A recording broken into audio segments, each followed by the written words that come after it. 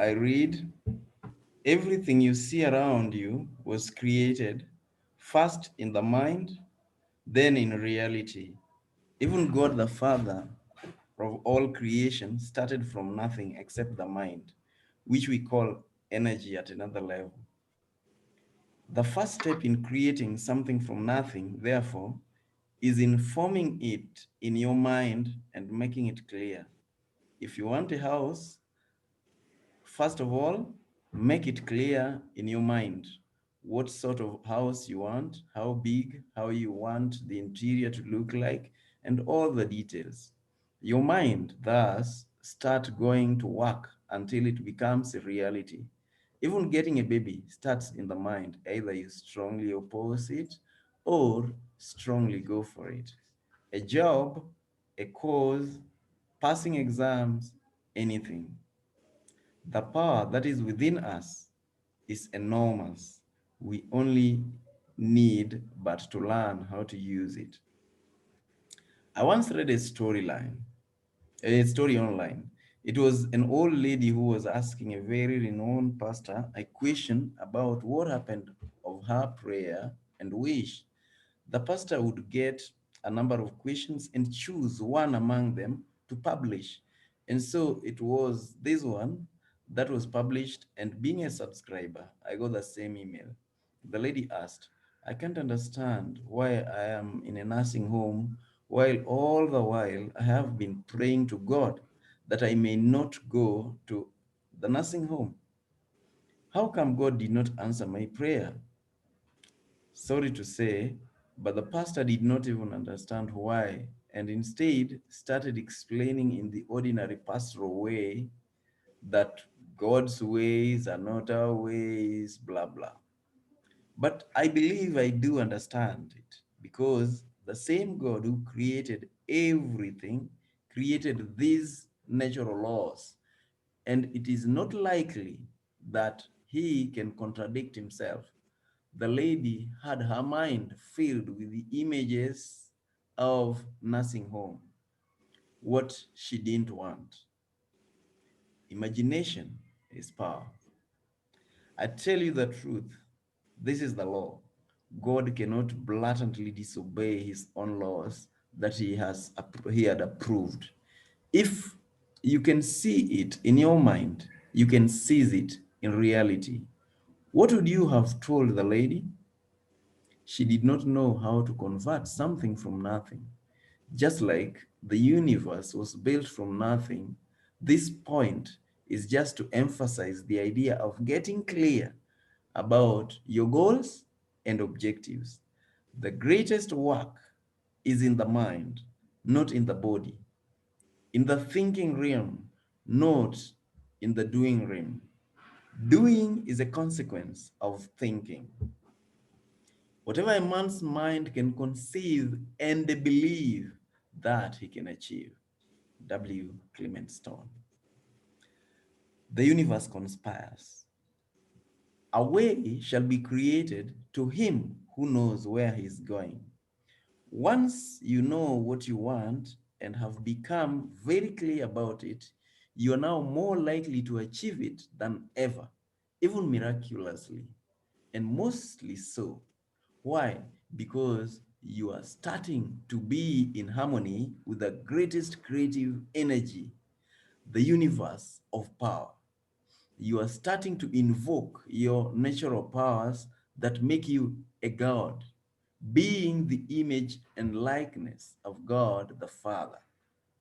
This is where everything starts to work in your favor to ensure you get that which you are working on. We shall discuss this in this book bit by bit. It is written in the scripture, all things work together for the good of those who love God. Seen in another way, the converse is most likely true.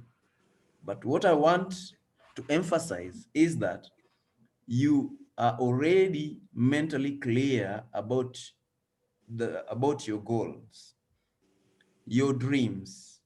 A way shall be created to aid you achieve it because every force in the universe start conspiring to work for your good or otherwise, depending on what's clear in your mind. The right tools. You must therefore learn how to set goals. Goals being the first basic tools for working on your dreams. Goals logically become the seedlings for your dream. They help you to have an idea of what you want and to become as specific as possible. Just like you're ordering for a phone from a dealer, you can't just say, I want to buy a phone. You must give details in order for the dealer to be able to picture what you actually want. In other words, if you think of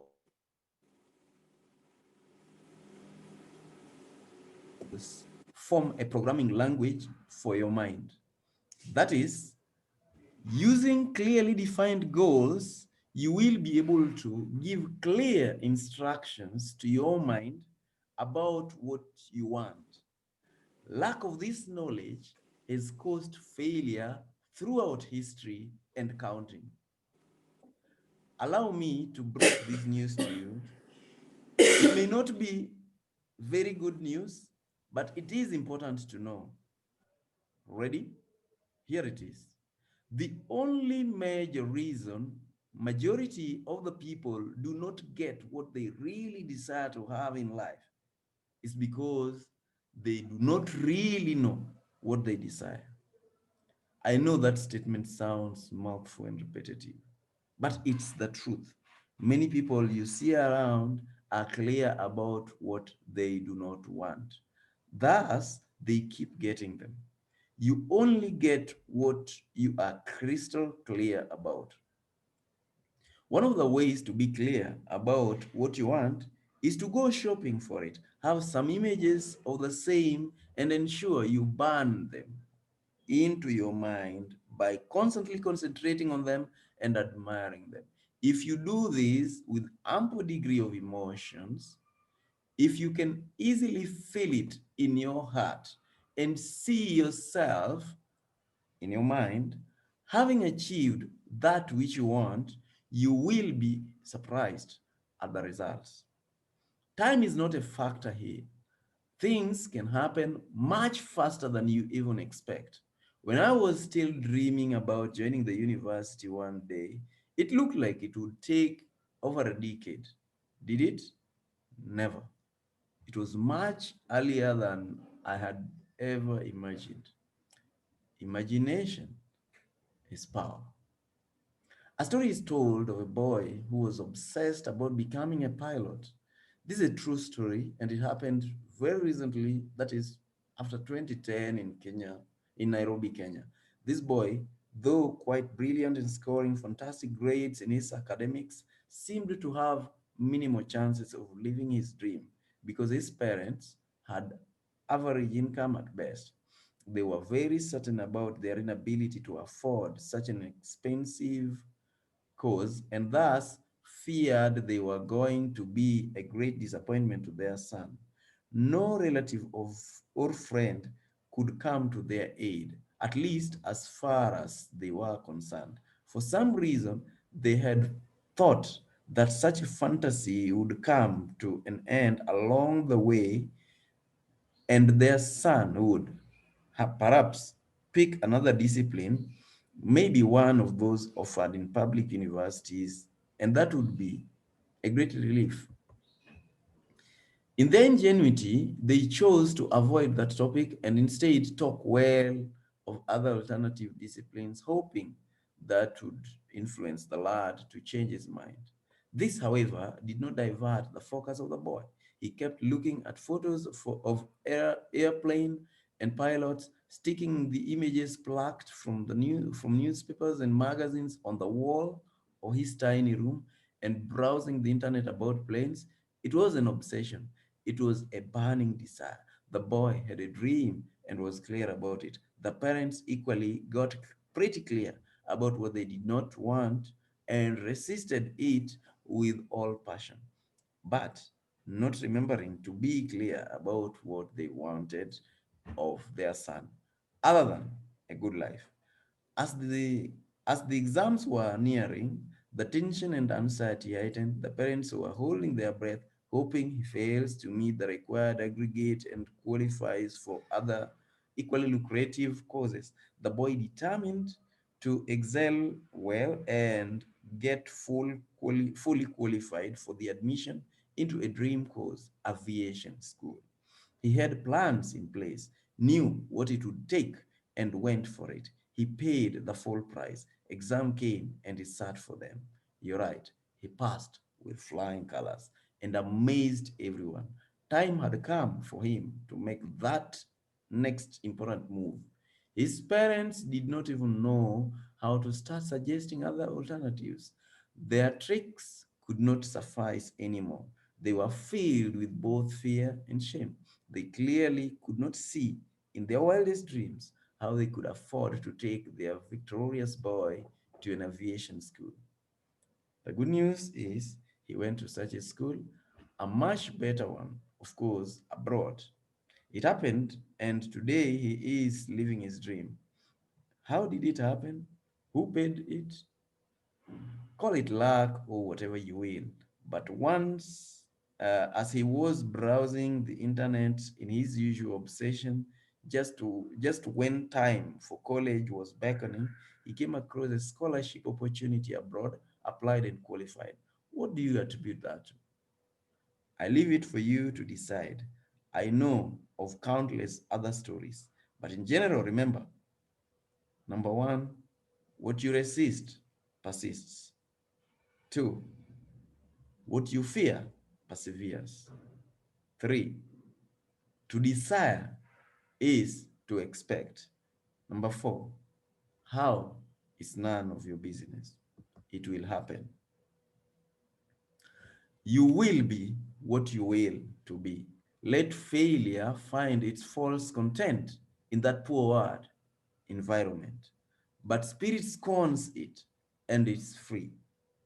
It masters time, it conquers space. It cows that boastful trickster, chance, and bids the tyrant circumstance uncrown and fill a servant's place. The human will, that force unseen, the offspring of a deathless soul, can hew a way to any goal, though walls of granite intervene. Be not impatient in delay, but wait as one who understands. When spirit rises and commands, the gods are ready to obey. James Allen. The two most important days in your life are the day you're born and the day you discover why you're born. Thank you. That's for the next topic.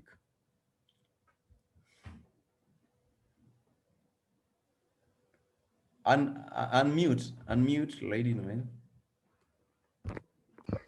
Thank you so much, Chairman. That was great. Really, yeah, I mean, you did a great job reading it. So, reflections, Rose, can you tell us what your reflections are in the text that you just read?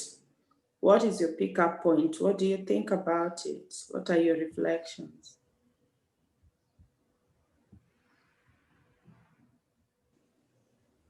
Rose, are we together?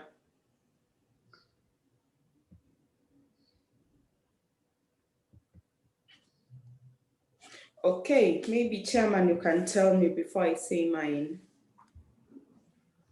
I don't know where Yeah. Rose went. We can just Mhm. go on. Mhm. What you resist persists. Most people don't know this fact that Yes. that uh, what you resist with passion is somewhat what you are praying for. And I have countless stories about this. And I've always also said that even when you're praying for people, don't pray to avoid traffic or accident. Don't even mention what you don't want. In fact, you don't need to even glorify the devil by mentioning the devil, cursing demons, whatever. Because I often ask, how do you get rid of darkness? You don't curse it. You don't Introduce mention it. mine. You don't even talk about it. You just turn on light. And this is the Yes. way it works. If you know that you're looking for, example, a particular goal, a particular cause in life, what you want to do is to be clear about that particular goal. But most of us, we know what we don't want, and we know, yeah, you will ask somebody, what type of person do you want to marry? I don't want somebody who drinks. I don't want somebody who smokes. I don't want somebody who comes from wherever. I don't want this. They know much of what they do not want. Right. They do not know what they want. Instead of telling you what they want, they will tell you what they don't want. Right. Now, you'll talk about business. Somebody, you see, like 2020 was, I like using this terminology, was a challenging year for many people. Why? Because they focused on what they don't want. They focus on the virus, yeah, Yeah. and they make it big. They focus on how times are tough, and they make it a big thing. Why? And they get it somewhat. Why? Because that is what they are praying for. That's what they are thinking about with their hearts. That is what their fears are. Because what you fear perseveres. Yeah. So we cannot evade achieving what we don't want if we keep looking at it. And if we are going to create something from nothing, it means we've got to know what is it that we want to create. Otherwise, we will create what we don't want. You look at people looking for jobs, they keep saying there are no jobs. Why are there no jobs? There are too many jobs around, flying everywhere, because they are looking for jobs they don't know. You ask them, what job do you want? What course have you done? I've done this. So what job are you looking for? Any, any. So if you feed your mind with any, so which picture do you have in your mind? Nothing. Yeah, it's any. There is no picture called any, but our minds think in terms of pictures. Uh, I love saying this also. When I came to Nairobi, I did not know anybody that would connect me to who. And the question of getting a job because I know somebody was never there. It never existed. But I got a job. Why? I believed there should be jobs, and I knew what job I'm looking for. It was clear in my mind. I knew I wanted to be in the IT industry. When I was just about to finish and I realized I've got to look for a job, originally it was not in my near objectives to look for a job. But then I realized I don't have the money to get started in a business, so I've got to look for a job. And I felt like maybe I can start by looking for a job in a particular company that was training IT, because I loved IT and I loved their poster. I applied and I got it. But then reaching there, I learned about technology and lots of other things. Then I felt like I should work with an ISP. ISP is an internet service provider. I did not know any of them except Telcom Kenya, which was providing us. But I did not like Telcom, so I did not even think about it. But then, shortly later, a cousin of mine sent me a job advert by an ISP. And I applied. I even forgot about it after applying. But many months later, probably 4, 6 months, they called me. I went for an interview. I got it. Why? I wanted an ISP.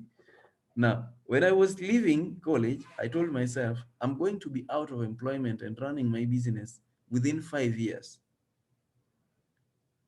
I did it. I did not even know which business I'm going to run. But somewhat, it happened. By the time I was 4.5 years, I was out of employment. You see, so one thing I've learned is, if we are going to create something, if we are going to achieve dreams, if we are going to achieve our goals, we better be clear about those goals. We better know them and forget about anything else we don't want. Forget about our fears. We may fear the economy will be bad. We may fear people can get virus, or children might contact the whatever in school. It's none of our business.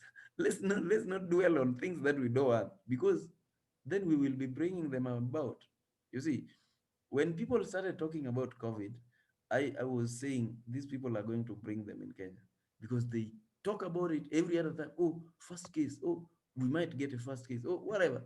And I realized people are getting it wrong. The same thing happens everywhere in politics and everything. So we must focus on what we don't want. By the way, I can tell you without any doubt that Trump also focused on not losing. This time round, he got it wrong. In fact, he said it and I felt it in my heart. If I lose, hey, my God, where will I go? I will have lost to the worst ever candidate on life. Now, that's not the Trump who wrote Think Big. Yeah. I think the people who surrounded him somewhat, uh, or he fed so much on social media or something, so he forgot himself.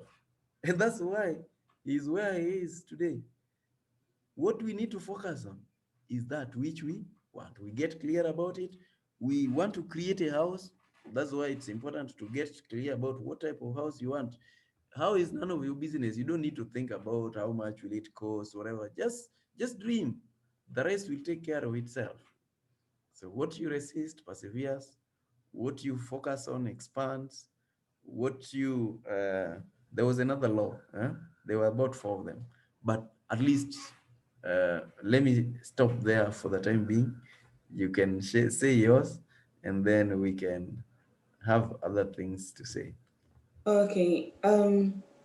I think when we talk about this, the situation that really comes into mind is mostly women who have come from families where the father was either abusive or the father was had so many multiple relationships, and very many times they say this time, I don't want to get to married to someone like my father. I don't want an abusive husband. I don't want a husband who has extramarital affairs and everything, but they never say what they want. So very many times you will get that these women get married to the same people that they do not want. Why? Because they didn't define what they wanted. They didn't say, this is what I want. You know, by now, I love quoting the Bible. So God asked Jeremiah, what do you see? And Jeremiah said that I see an almond tree. And God told him, you have seen right. The father of faith, Abraham. Abraham did not have a child. And then God told him, look at the stars. So you have to see it first. If you don't see it, then definitely you can't get it. If I don't see myself working with a certain organization, and I see myself not working with the organization that I do not want to work with, chances are so high that I'll get myself where I do not want to go. Why? Because I have not clearly defined what I want. My pastor usually says, feed your desire. I love the story that you've written in the book about the young boy who's the pilot. My pastor says, feed the desire. If you want a certain car, go to the car yard, test drive the car. If you want a certain house, if you want to stay in a certain estate, go to this estate. Familiarize yourself with this estate. Feed your desire. Get to research. What do people do when they're at this point? One thing I say is that I'll have a company, and one day I will be on New York Stock Exchange. I follow New York Stock Exchange online. I receive their newsletters. Why? Because I want to familiarize myself with them. I want to know, what is this that these people who are there do? What is it that they do that I don't do? And apart from that, now when I have my own company, my own business, I want it to be there. So I have to familiarize myself, and I have to know this is how and this is where. And one day, the stock or one day my company's stock will be on New York Stock Exchange. So you have to feed your desire. You have to rekindle it. It has to keep burning in you. You see, when God was creating the world, there's no time where he said that I do not want there to be darkness, or I do not want this to happen. No, he says, let there be light, let there be this, let there be this. So let us dwell on the positive. The negative, do not even think about it. Our main problem is not the negative. Our main issue here is to feed our mind with the positives and with what we want to see. So, Chairman, True. That reminds me, if you remember what we read last week about the same, we were talking about um, where it's written, is it Habakkuk, where it's written, write your vision down and make it clear so that whoever reads it may run or may get it clearly. And I said, I love Yes. that run element. You know, when you write what you want down, one, it helps you to be clear, it helps you to Mm-hmm. clarify what you want. And then when you write it, there is a particular way of writing goals, by the way. This is another thing that Mm-hmm. people don't know. And you are better off writing it even in phrase, in prose form, so that it lives in you as if you've already achieved it. You get that very feeling so that you are able to get excited about it. I've achieved lots of things because of this, by the way. Today I comfortably say that I live my dream. You know, a while back when I came to Nairobi, even coming to Nairobi, I still did not have a home back at home. I was rather a vagabond, homeless. That is now taken care of. But even in Nairobi, I wanted not to pay anybody any rent. I wanted to own my house and I wanted to live, to also have a car. I did that. The other thing which I envisioned was living at home, sleeping when I want to sleep, doing what I want to do at any time I want to do it. I loved that freedom. And that is exactly what I'm doing today. And that's the way we live. You see, I don't want this idea that somebody chooses the type of lifestyle I want to live. I want to be in charge, and I want to be in charge of everything, including my income. I want to be in charge of my movements. Yeah, I want to be in charge of when do I go to meet so and so, when do I see this, when do I do this. This programmed way of living, I did not want it, and I did not think about it. My desire was filled by I rekindled, as you're saying, the desires or fed my desires by thinking just about what I want. By the way, I started doing, practicing these principles before I learned them. I think I did it by accident. But a couple of years later, when I stumbled about the message because I was seeking, and by the way, the law says if you seek, you find, it doesn't state that if you seek and it's there, you will find it. No, no, no. Because if it doesn't exist already, it will be created. You will create it. You will bring it forth from non-existence to existence. So if you seek, you find. And I think my heart was seeking from around class 8 when I was wondering why people don't go to school, why people just don't get fees in my neighborhood, the children, the people with whom I was studying. And I wanted to understand what makes the difference between success and failure. By the way, that inspired the book that we've just read, Live Your Dream in 7 Days. I wanted to know what makes other people successful and what is it that make other people fail in life. And I realized it's not academics because my dad was brilliant by all standards and he kept saying it. Everyone says it in the village. He was always number one, whatever. And I keep wondering. He would tell us so and so was my classmate. And you hear those people. One is an MP, one is what, one is a PS elsewhere. And where were you left in all this? You are leading them in class, you are helping them with their problems in school, and you realize that it's not academics. You meet people who've worked. I would meet people who've worked, and they tell you, when I was working, I was living well, I was helping people get jobs. But then you look at their lives and you don't admire them. And I realized there must be something else. And I kept seeking. I remember when I first got my first job, that IT institution, I first came across a quote by Buddha, and I still put it to date. I still have it written in my signature for Yahoo email address, and it goes like this: all that we are is as a result of whatever we ever thought. Whatever we think, we become. I loved that quote. And I kept thinking about it and meditating about it. And I kept looking for Buddha.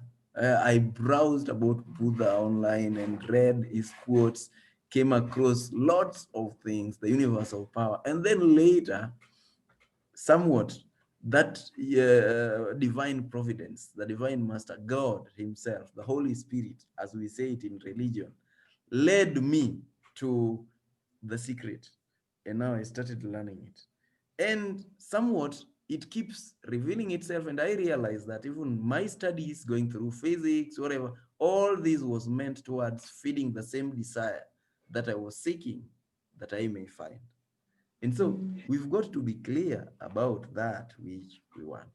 I've learned it. And I've learned that the converse works. We are clear about what we don't want, it just happens. And that's the way, as we read last time, that's the way I went to a secondary school I did not want, because I wasn't clear about the one I wanted.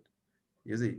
But then I went to the university I wanted because I did not know any other thing besides that. That's the way it works. So what we focus on expands. What we seek, we get. Okay, so there's something that I want you to talk about. You see, year in year out, people make New Year resolutions, and they have visions and decisions and whatever they want for that year. But I realized there's something I read on Facebook, and someone has said, I'm not going to make New Year's resolution, because I realized last year I made resolutions I didn't do. And these resolutions I didn't do were for the other year and everything and everything. So they went back to until like 2010. So from 2010, they made resolutions, yes, resolutions they didn't do, and then they carried them forward to 2011 to 2012 until 2020, and they're like, ah, this 2021 I'm not making any New Year resolution. So there's something that I want you to talk about. Making a, like, having a vision is one thing, but now, how about working towards it? Like now executing the year's resolution. Because right Yeah, now we're in January and people are writing down the visions, people are writing down this, and which is a good thing. It's a good thing to dream. But again, there's a part of now working it out. So can you say something about that? it's a beautiful question, and it's one of those I love addressing, and more so in January when I give this talk. You see, uh, a change of calendar does not make a change of our lifestyle, and does not make life become better. Just that the year hand of our clock moves, is changed, is shifted from 2020 and adjusted to 2021, does not mean we've become any different. To grow and to achieve different results, we've got to be different people.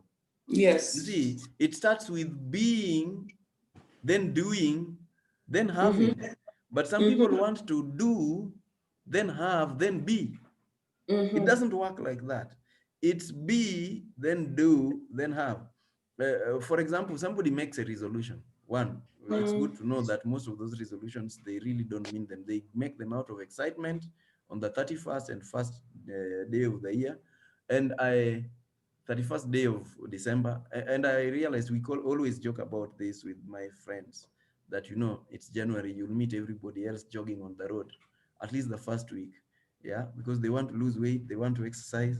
But then after 2 weeks, you'll not see them anymore. Yeah. And it happens because I've been jogging. I know this. Yeah. Somebody tells you they want to lose weight and they want to avoid cake, they just avoid it until the next birthday. You see? So you've got to be, in this case, if you read this book in chapter 4, I talk about another D. It's called discipline. If you're not disciplined, you will not be the person you want to be. You will not achieve the goals you want. So you've got to be somebody who is, one, disciplined. You mean what you say, and you say what you mean. And if you tell yourself, I will wake up at 8, you wake up at 8. If you tell yourself, I will be there at 7:30, you're there at 7:30. But if you are not that kind of person, there is no way you will make a resolution and keep it, because you disobey your own self. If you can disobey yourself, there is nobody else you will obey, because you've gone against your own self. And you're moving subconsciously with that element of guilt. You are somebody who can't keep his word. You see? So, and that's why I love saying you cannot be two people at the same time. So, if you say, I am going to be eating healthy, it is eating healthy. Yes. And by the way, over time it becomes you, and so you don't even crave for the wrong things. So the element of resolutions, you better be a new person. What we need to work on is being a new person. And I want to believe this is what Jesus meant by being born anew. Yes, we must keep dying the old self that we don't want.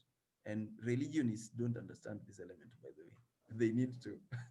We need to die the old self by becoming new people, focusing on the new. If I was somebody who could not live well with people, yeah, I was always negative, yeah. I'm the previous. I love this story of the Israelites. Yeah, somebody said even God cannot take complaints. Yeah, he can only allow it so much. Yeah, they keep complaining. By the way, Musa, penye ulitutoa, we were eating meat. Okay. We don't have water right now. They are given water. We are going to die in the desert. No food. They are given manna. Now we are bored of this manna. You see, so at every point in time, they are looking for something to complain about. They did not live their dream. They did not achieve. They did not see the promised land. So we must be new people. If we loved complaining, we stop complaining. We stop focusing on those that we don't want. If we loved gossiping and all these bad elements, we stop it. We are dying the old person and becoming a new person. Only then will we be able to achieve those dreams or those goals or those resolutions. Will we be able to keep them? Because if we don't become a new person, there is a type. Look at it like this: there is a particular key that can open a particular door. So we must mold ourselves to be that particular key that we may open that particular door of success. Mm-hmm. So we become anew every day and growing. And that's why it said nothing gets better if we don't get better. Nothing changes unless we change. Thank you so much. So, so we have to be new and then do it and then have.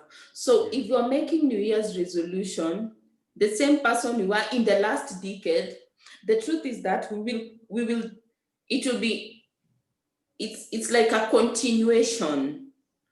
No, no, no. It's It's a like, repeat. If yes, you are a the same repeat. person, you can only do the same things you did and get just the Exactly. same results.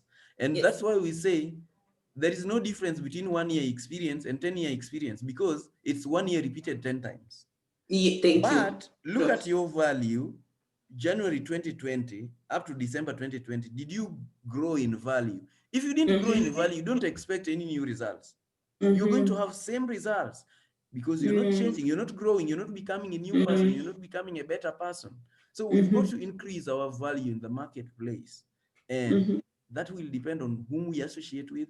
It will depend on what we read. It will depend on what we listen to and things like that. And honestly speaking, we cannot be any better persons by watching news only. In fact, we watch news, we get worse, and we get worse results. And that's why people are crying about last year. By the way, in our lives and in my family, we keep thinking that last year was one of the best. Yeah. We had a relaxed day. Things were just happening. Everything was just falling in place. And people are talking about COVID and you don't see it. Yeah. I know, Children are right? just playing, whatever. So what is it that we put in our minds? Are we becoming better people or are we retrogressing? We cannot Mm. achieve new goals if we are the same old selves who could not do it. So in short, there's a quote I read. Foolishness is doing the same thing the same way, expecting different results. It's Now called that, insanity. Insanity. Yes, insanity is doing the same thank thing, you. same way, expecting Yes. different results. And it's foolishness. That's Yes, stupidity. yes, yes. Anyway, so so this year we have to change for us to be able to do our decade's resolution. I won't even speak about a year because we are now in a new decade. We have to be new people. We have to change our old way of thinking. We have to change our mentality. It's all in the mind. For us to accomplish these things, we first of all have to change it in the mind and then see it. If we don't see it, then we can't get it, isn't it? Great. In Okay, fact, so you remind me of something briefly that Abraham, the same Abraham you quoted, was told, look around. yes. And let me tell you, he was given as far as he could see. Thank you. Yes. So how far can you see? So He the question wasn't again given what is, he could see. Yeah. the question again is, how far can you see? There's someone who once said, if you take God as a Gideri God, he will give you Gideri. But if you take God as for lack of, let me just use chicken. Mm-hmm. If you take God as a chicken God, he will give you chicken. So how are you taking him? And what are you seeing in your mind? So as far as you can see, you can go. If you can only see at your nose, then that is the far that you can go. But if you can see beyond your nose, then you're going beyond. Okay, Chairman, so your parting shots And as we close. and that's why that's why I think Jesus said that according to your faith, let it be done to you. Yes. And I love giving this example. Remember the same Jesus administering different treatments to people suffering from the same disease. They come, they're all blind.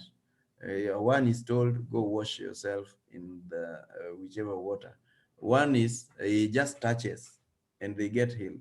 One, he only speaks, he doesn't do anything else. One just needs to touch his clock. And all these people have the same disease. Where is the problem? Where is the difference? The difference is in what do they see? Yes, what is it that they are able to see? What do they believe in? And that's why all of us have different worlds according to what we can see. Somebody sees a terrible world. Somebody sees world is coming to an end. Somebody sees people are murdering each other, whatever, killings, whatever. Somebody sees all sorts of problems. So whatever you see, that is the world you are creating around you, and that is what you're going to see. You see bad economy, everything is collapsing. That's what you're going to create. But you start seeing the right things or what you need to see because you are a God. Within you, he is. He lives, moves, and you have your own being in him. So we must be people who create their own future. And I don't know whether it's this chapter, but there is a place I write it in the same in the same book that how I discovered or how I came to fall in love with that idea of our future is in our hands. And God believes in us. And this is a parting shot. God believes in us more than we believe in him. He's equipped us with everything we need. And so when we go to him and crying about what he has already given us, it is that which we call lack of knowledge, which causes us to perish. You see, because it doesn't intervene anymore. You have hands, Yes. you want God to wipe your nose, he won't wipe it, just the way it is. PT, do you want to say a comment? Then we close. Oh, wow. Thank you very much, PPO and Madam Noel. I'm excited to have joined this meeting this morning. In fact, I'm really, really motivated. Thank you for the invitation. I saw in the status and I said I wouldn't miss. I'm really excited, and even the very topics that we've spoken about this morning. And that book is very, very powerful. And I think it's just very important at this point in time that we discover that all what we have discussed this morning really, really is true. Because I imagine, I always know that desire is the starting point of all the achievements that I have in this life or that I want. I have to really desire it from my heart.